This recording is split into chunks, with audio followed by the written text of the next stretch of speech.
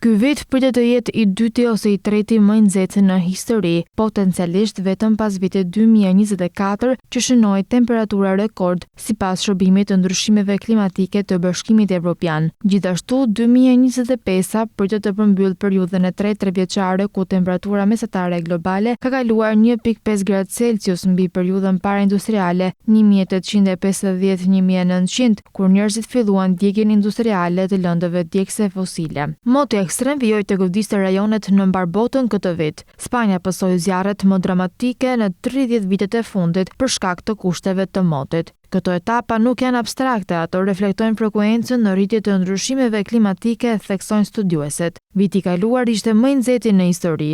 Ndërsa modelet natyrore të motit i ndryshojnë temperaturat nga viti në vit, shkencëtarët kanë dokumentuar një trend të qartë ngrohjeje globale me kalimin e kohës. Ata kanë konfirmuar se shkaku kryesor i kësaj ngrohjeje janë emetimet e gazeve serë nga djegja e lëndëve fosile. 10 vitet e fundit kanë qenë 10 vitet më të ngrohta që kur filluan regjistrimet, njoftoi organizata botërore meteorologjike më herët këtë vit. Kufiri global për 1.5 gradë Celsius është limiti i ngrohjes që vendet u zotuan të parandalojnë në Marrëveshjen e Parisit të vitit 2015, por OKB ka deklaruar se objektivi nuk është realisht i arritshëm dhe u bërë thirrje qeverive që të reduktojnë sa më shpejt emetimet e dioksidit të karbonit.